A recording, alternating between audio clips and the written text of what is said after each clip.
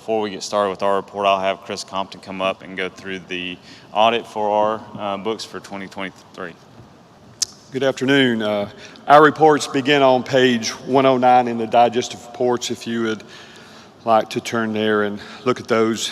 But I will turn your attention to page 120 and 121. There you will find our independent auditor's report, and this letter is an unqualified or clean letter from our independent auditor, Joel D. Collum Jr. As we move forward in our financial statements, on page 122, you will see our combined statement of financial position. The total net assets end of the year in 2023 with $115.2 million, which is an increase of $10.7 million from previous year.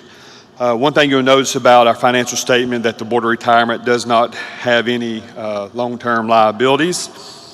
You will see in that statement on page 122 that the total amount of funds held for the benefit of our participants in our annuity pool is $16.2 million and $4.6 million in our self-directed pool for a combined of $20.8 million. And on page 123 begins our combined statement of activities. The participant contributions to the retirement plan for 2023 was $4.76 million. Our total investment income was a gain of $20.94 million in 2023, which was a result of our market gains, and hopefully you saw that reflected in your statements. And so we ended the year with a net gain of $25.7 million in the retirement plan from contributions and investment returns. We also ended the year with net assets available for benefit. This is our participants' money, with a total of $77.3 million for our retirement participants.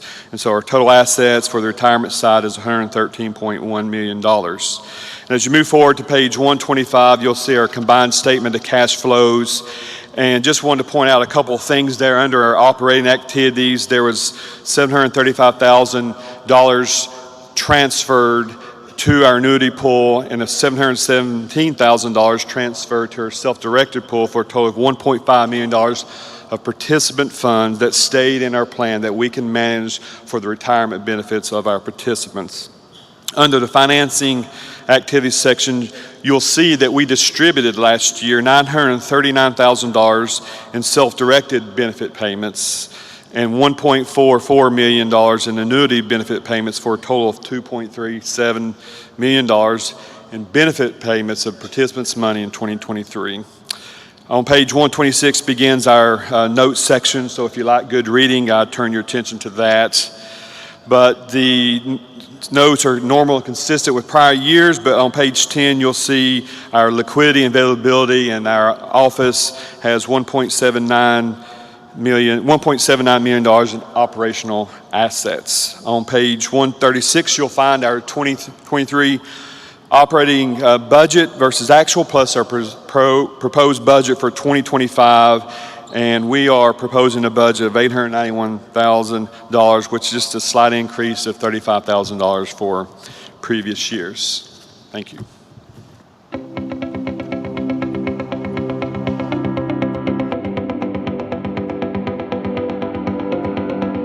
James 1:5 says that if any one of you lack wisdom, let him ask God, who gives generously without reproach, and it will be given to him.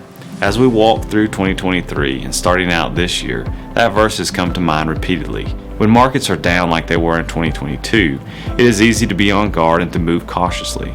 But as we reported last year, the Lord blessed us in 2022, and it was a great year for our office in several ways. But headwinds from inflation and downturns in the market made it very difficult as well. But I feel that when the markets are going well, that makes us rely more and more on the wisdom that comes from the Lord. When everything is going up, even bad decisions can be good for a little while. This is why we pray, and we ask you to pray for wisdom as we navigate through all environments.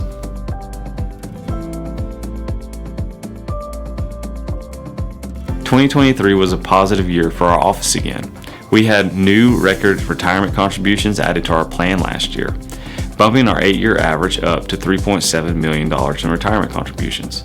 This was a big bounce back from 2022 when we saw retirement contributions dropped. Part of this is tied to market fluctuation. If the markets are down like they were in 2022, participants are more likely to hold contributions. When markets are up, like they were in 2023, we see additional contributions come into the plan. While this is counterproductive for our participants, it is their choice as when they send their contributions.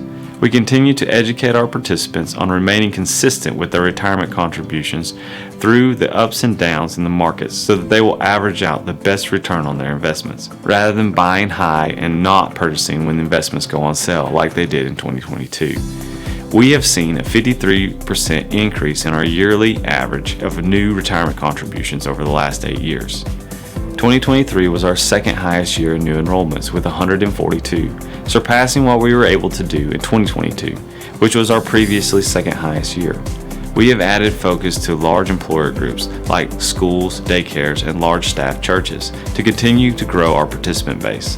Since many did not realize that we were an option for them, we have added over 1,000 new participants in the last 8 years. Much of this increase has been due to changes in plan design. Adding outside record keepers and updating our investment offerings have made us more attractive to larger employers that have had other retirement funds in the past.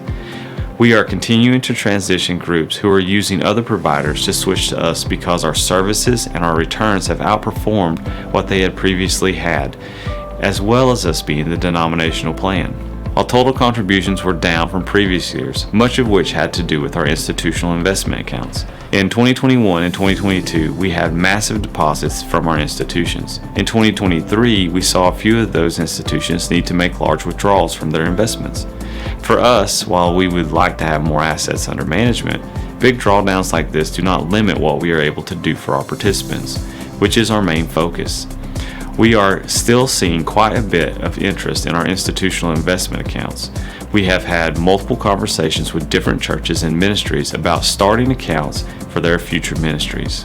When they compare the possible returns we provide for our participants to what they can expect from their local bank or other investment options, we become very competitive. One of the only issues we have heard from any of them is getting church people to understand the risk-reward trade-off from our accounts compared to the way they are currently holding their funds. Inflation has eaten away a lot of the buying power that our churches have had from their funds sitting and earning low returns. Understanding the need to keep up with or beat inflation keeps churches from losing buying power and savings and allows the savings to work for the kingdom work the church is doing. These are the same principles we see in Matthew 25. What we are doing here at our office is being noticed by others around the denomination and even outside of our denomination. We have started traveling and doing some church consulting as well. I have met on-site and over Zoom with churches to discuss financial strategy for churches and to look for opportunities for future growth. Also, we have been asked to consult with other ministry groups to make recommendations and provide guidance on financial strategy. We are thankful to God for the blessings that He has brought.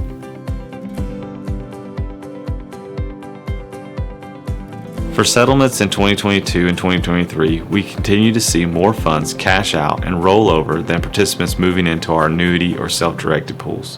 While 2022 was closer to being even, we saw a bigger flip to cash outs and very heavy rollovers. Rollovers have been most concerning. Usually it is initiated by a financial advisor who is requesting a rollover for the participant.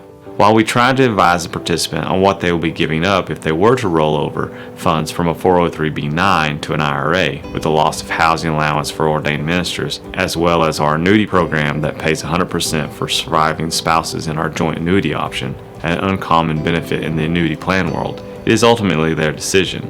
The question is, why would they give this up? Most of the conversations we have fallen back on two main reasons. One is they started the process with a financial advisor and are usually sitting in their office the first time we find out. Financial advisors don't understand the benefits that they are giving up and are motivated by the commission that they will receive on the rollover. Second, recent rate increases have made other annuity programs and payouts look more attractive. Since the Fed rate is over 5%, then outside annuities can offer higher rates. The fine print on these usually is not discussed in detail. Several I have seen may say the rate is 7%, but they don't take into account management fees and other fees that they will charge to reduce that rate back down. Often, financial advisors don't understand housing allowance, or they neglect to take into account the tax savings on the total return of the invested dollars. Overall, though, it is hard to compete with an advisor who is a relative or a church member. It isn't just our denomination that is affected by this. We have had multiple conversations with other denominational plans about protecting participants about making a mistake of rolling out funds and losing their housing benefit. 2023 was a tremendous year for our investments. We saw investments grow at an aggressive rate last year, with several of our investment options earning over 30% for the year. Markets reversed the trend that we had in 2022, and we have continued to see this growth continue through the first part of 2024 as well. The market rally has continued through the mid-year point of 2024, and we are seeing markets hit new highs. We are still seeing earnings move up, driven by AI developments. Inflation is easing, although not to the level that the Fed is targeting. This is forcing the Fed to keep the Fed rate steady. The Fed will likely stay higher for longer since the economy seems to be able to handle the higher rates without cutting off growth. As we start moving into the election season at the end of this year, it could cause some volatility in the markets. Not that the markets care which party is in the White House, it is that the market prices in policy changes each administration has on their agenda. We saw a good example of this in 2016 when President Trump's administration was taking the White House. The market priced in that administration's agenda before anything actually took effect. So once the market knows which administration is in the driver's seat, the market will price that into their calculations and projections. For our participants this year, we expanded our investment offerings again by adding a new asset class to our lineup. We started the process of searching for a small and a mid-cap manager to add to our lineup of options. Mid-cap companies have capitalization or market value between $2 billion and $10 billion, while small-cap corporations have capitalizations between $250 million to $2 billion. Although these amounts can vary from manager to manager in terms of how they define small, mid, and large, those are generally the accepted ranges. Our lineup already includes options of large cap and all cap, so the next asset class that we wanted to add was a small or mid cap fund. We decided to combine those and hire a SMID manager who operates in both small and mid cap companies. Our board voted to expand our fund offerings at our spring meeting to provide additional diversification and new investment options for our participants in preparing for their retirement. The new option has been up and running since March 1st. With the addition of the new option, we slightly modified the structure to our default strategy. While we did not reallocate existing accounts to the new breakdown, we did reallocate a small portion of the default strategy into the SMID. Moving forward, all new monies coming into the default will follow the 25-25-10-40 breakdown. The default will remain a 60-40 split between equity and bond breakdown, but now adds additional diversification in the equity holdings to be beyond large cap companies. This also allows us to offer SMID Core as a standalone option for our participants who want to develop their own portfolio makeup. Adding more choices allows us to attract more participants who weren't satisfied with only one or two options. We have received very positive feedback from participants with the additional choices, but keeping our original options allows others who weren't interested in creating their own the ability to pick from preset, understandable options.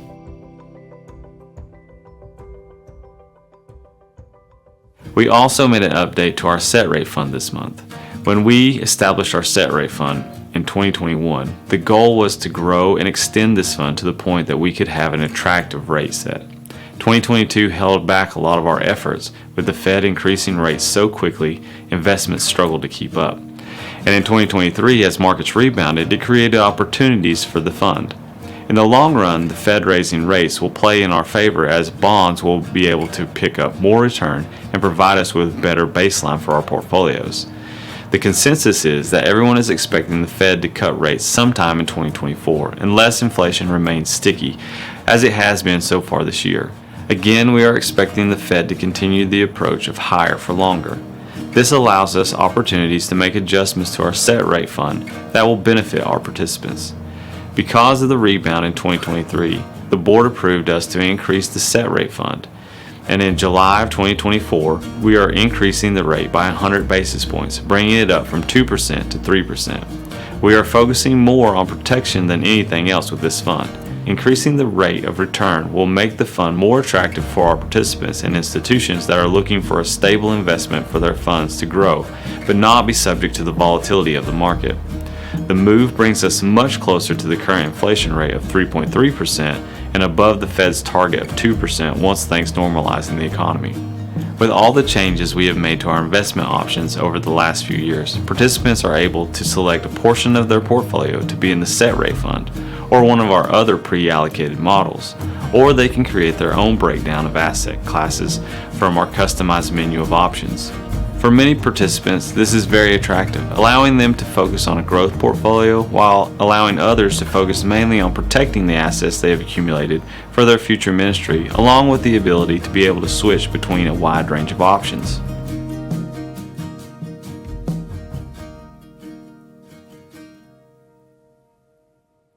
Since 2016, we have focused heavily on outreach and growth in this department.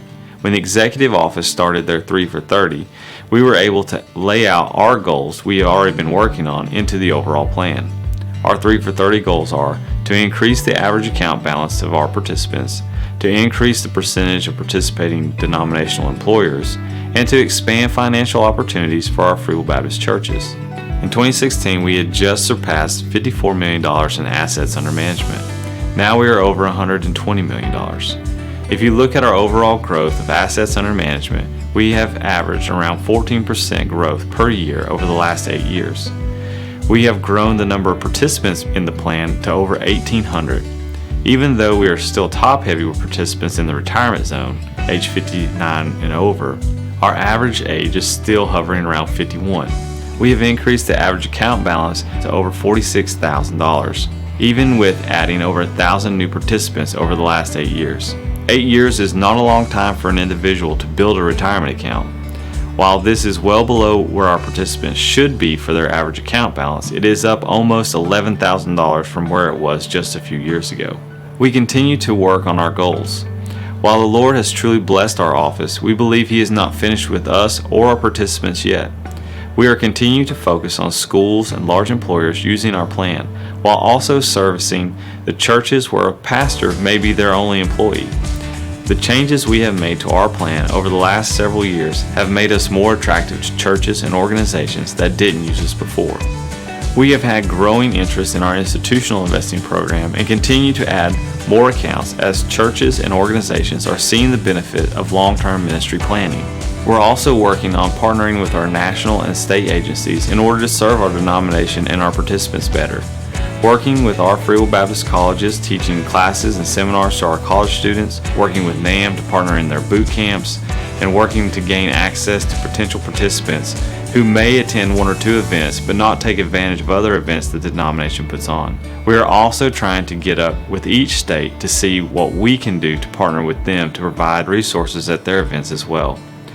The earlier we can get our pastors, missionaries, school teachers, and other ministry workers into the plan, the easier it is for them to save and prepare for their retirement years. I encourage you to talk to the people in your association and your state about getting started early in their working careers. Since 2021, we have been focusing time and resources to help coordinate and manage our social media, newsletter, blog post, and overall communication plan. The staff has done an incredible job of keeping us consistent on posts and having a presence on social media. Over the last few years, we have really worked to establish ourselves as a resource for our people, one they can reach through several different avenues. As culture shifts, we need to make sure that we are staying up with the latest communication trends and have resources and contents in places where our people want to receive it. Just as mailings were replaced by eBlast, we need to make sure that we have content that is searchable for when our participants decide they are ready to receive it. Our social media has been a useful resource for our participants and our future participants in gaining information that they are looking for in the time they are looking for it. Our Reinvest podcast and financial education platform has been a key in providing additional information for our participants and the denomination for the last several years. We are posting the podcast and additional resources for the denomination at www.reinvest.org. www.reinvestfwb.com. We have developed educational materials, downloadables, and financial calculators to help any Free Will Baptist better their financial outlook on this website. Last year, we pushed pause on our podcast. With scheduling and travel for the office, we needed more time than we had to sit down to record. This year has started off much better, and we've already recorded and posted multiple podcasts. If you are currently not receiving the podcast, then you can download it through Apple Podcasts, Stitcher, Google Play, or wherever you listen to your podcast. Just search Reinvest Podcast and catch up on our latest episodes. We have changed up the format a little this year. I have asked Don Matchett, IAM's Director of Development, and Eric Thompson, the editor of One Magazine, to join me to talk through different financial topics that families and churches often don't talk about, but many will face. We try to talk about subjects that are relevant to all Free Will Baptists, either in their personal financial walk, for example, dealing with aging parents while still raising the family at home, to how much help is too much to give our kids, as well as the church financial side. For example, running a business meeting, to why should a church double check their insurance policies. Feel free to check it out and to share it with your church. Also, if there are topics that you would like for us to cover, then please send your suggestions to info@reinvestfwb.com.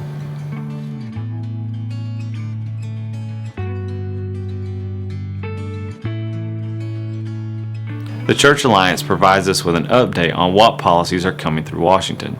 In 2023, we were closely watching the Government Accountability Office report on church plans. The focus was on the Pension Benefit Guaranty Corporation, or the PBGC, and defined benefit plans. The central finding was that non-electing church plans contributed to the PBGC premiums while unaware that they were not eligible for coverage. The study, while it was focused on church plans, ended up being more guidance for the PBGC than anything else. The engagement we had with the GAO on church plans resulted in a better report. We were able to help educate the GAO about church plans, which resulted in a largely accurate report and helped them recognize the reasons for church plan exemptions under the First Amendment. Thank the Lord for His hand in guiding this study and hearing the prayers of many denominations. This GAO study was 30 months in the making, with extensive coordination between church plans, public relation firms, policymakers, and others. Many worked together for the greater good of our churches. As everyone is aware, 2024 elections are coming this fall. Presidential campaigns have been in full swing since last fall. It looks like we're headed for a redo of Biden versus Trump, and with that comes a lot of different issues. In the House, all 435 seats are up for election, and a lot of the incumbents are not seeking re-election, which means we could end up with a big shakeup in the House. In the Senate, 33 seats are up for election, 10 Republican-held seats and 23 Democratic independent-held seats, again with numerous incumbents not seeking re-election. While currently it looks to be a slight advantage for Republicans in the Senate, there are several states that have congressional redistricting cases going on, as shown by the states in purple. There's a potential for state maps to change enough to sway political leanings ahead of the election. While elections are a concern that we monitor and plan for, we know who actually holds the power.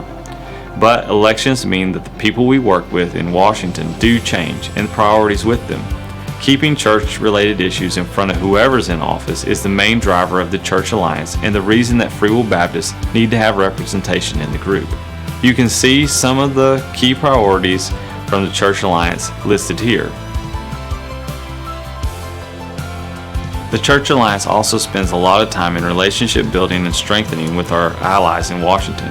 As turnover continues at the member and staff levels, including our church plan and retirement security champions, making sure we have members who continue to care and fight for our issues is very important. The Church Alliance looks to reinforce its position as a trusted resource and expert on church plan issues. We believe it is critical for us to advance opportunities and prevent and withstand threats to our churches and plans. It is especially vital ahead of 2025, in which it will be a significant policy year with a new Congress and potentially a new administration. As you can see, our involvement in the CA is very important for our plan and our people. Even with services we don't currently offer like healthcare, Our involvement with the group gives us a voice at the table to ensure policies aren't passed that will ultimately limit our people.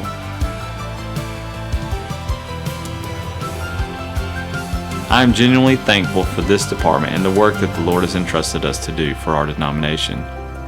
Retirement is not always at the forefront of everyone's mind, especially when we're young, but it gets increasingly pushed forward as we age. Our office is here as a trusted resource for our workers of our denomination and its member churches. If you have not started saving for your retirement or have not set something up for your pastor, please contact our office or swing by our booth and talk with us about getting started. Starting as soon as possible makes accumulating the amount of assets needed for retirement much easier, allowing time and compounding interest to work in your favor. Also, churches and institutions should be planning for their future ministry as well, setting aside funds that can grow and compound for events that we know are coming. Things like future expansion of our ministry or major repairs to our facilities. We are here to help serve our denomination in the work that the Lord has called us to do.